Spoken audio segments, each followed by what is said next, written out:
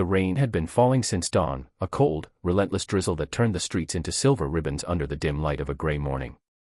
Daniel Harper tightened his grip on the steering wheel of his old Ford pickup as wipers squeaked back and forth, barely keeping up. He was already running late for the second interview at Harrow and Company.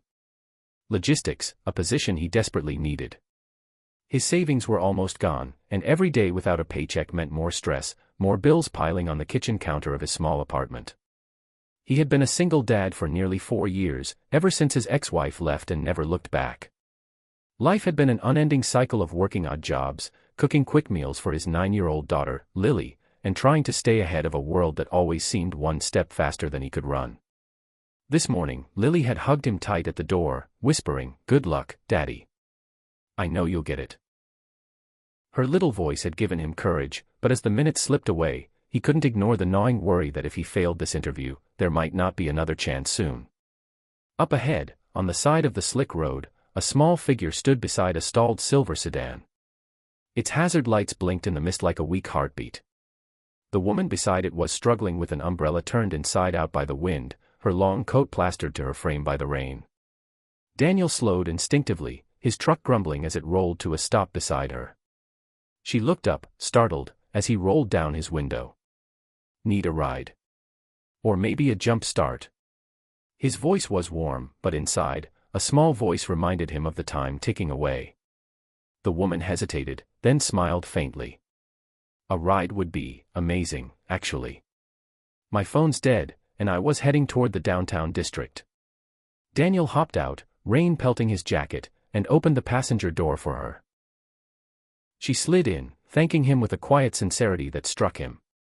There was something about her presence, composed, elegant even under the rain, that felt different. "Daniel," he introduced himself as he climbed back in. "Claire," she said softly, rubbing her chilled hands together. "Thank you for stopping. Most cars just drove past." He gave a half shrug. Sometimes people forget, it could be them one day. They drove in silence for a few minutes, the hum of the heater filling the space. Daniel glanced at her occasionally, noticing her neat attire beneath the damp coat, the subtle silver pendant at her neck, and the way she seemed lost in thought. "Are you headed to work?" he asked. "Yes," she replied, eyes on the rain-smeared window. "Important day, actually." She paused, then returned the question. "And you? You look focused." Daniel chuckled under his breath. "Big interview. Second round. Harrow and Company. Logistics. Hoping this one works out." At the name, Claire's eyes flickered, just a tiny shift, but enough for someone observant to catch. "That's a good company," she said, her voice even. "What position?" "Fleet manager," he answered. "I've worked with trucks and transport for years. I just need someone to give me a shot." Claire's gaze lingered on him for a moment, as if weighing something unseen. "You seem like someone who takes responsibility seriously." Daniel gave a half-smile. "When you've got a little one depending on you, you learn quick." By the time they reached the downtown district, the rain had eased into a light mist. Claire directed him toward an office building Daniel recognized instantly, Harrow and Company's headquarters. His heart thudded. "This your stop?" he asked. "Yes," she said, unbuckling her seatbelt.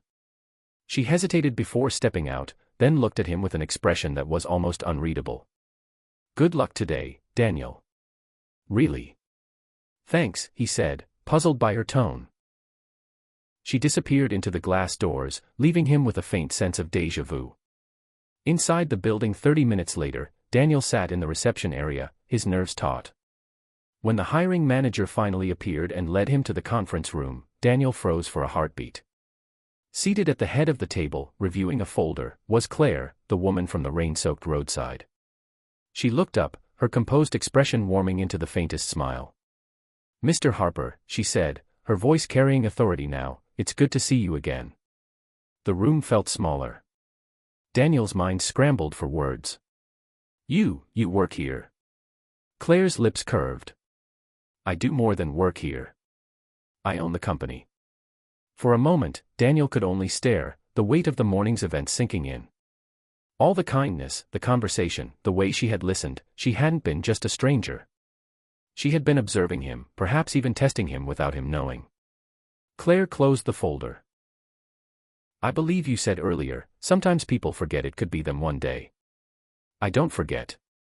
And I believe in giving people a shot when they've earned it. Daniel swallowed hard. So, is this still an interview? It is, she said, her tone softening. But I think I've already seen the most important part of your resume. What followed was less an interview and more a conversation about work, responsibility, integrity. By the time Daniel left the building, job offer in hand, the rain had stopped entirely, and the city streets gleamed under a pale sun. That night, when Lily asked if he'd gotten the job, Daniel smiled in a way she hadn't seen in years. Yeah, kiddo. I did. And you know what? Sometimes kindness comes back when you least expect it.